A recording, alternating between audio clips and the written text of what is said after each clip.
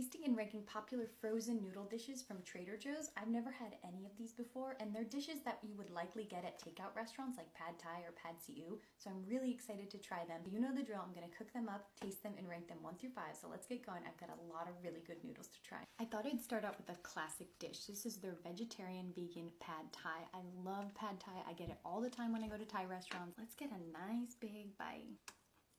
Whoa.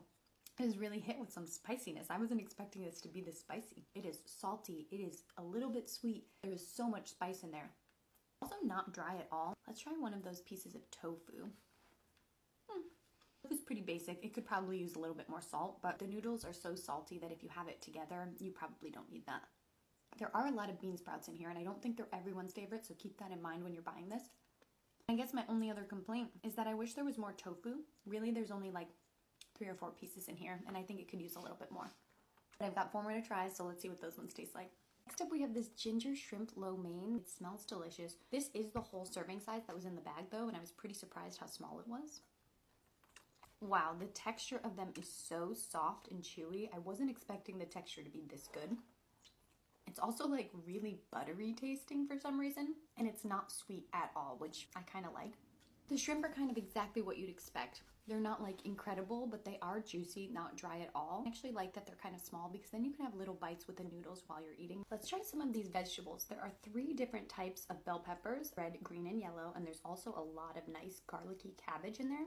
I'm surprised how fresh these taste from frozen. They still have a nice crunch to them. Very soy and ginger based, which I love. It's got that nice savory flavor. You get a piece of that cabbage, it gives such a nice crunch and a little bit of brightness that this dish really does need. I'd definitely get this one again.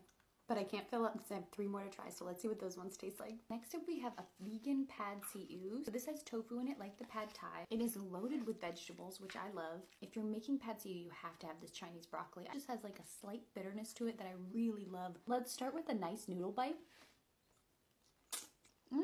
It's a nice flat noodle, really delicious, chewy. Get one of those pieces of Chinese broccoli. I like that it still has a crunch to it. I feel like sometimes people skimp on the vegetables in Asian food, and I love getting a heavy vegetable noodle. Let's try another big noodle bite.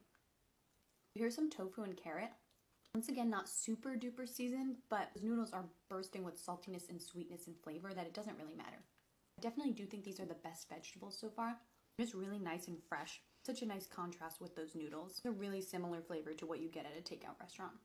Savory, it's sweet, it has a lot of umami. If you got this much at a restaurant, it would be like $15. But I still have 2 more to try, and I have no idea where this one's going on my ranking, so let's see what those ones taste like. Now we have this chicken chow mein. They say this is low fat, and I did put the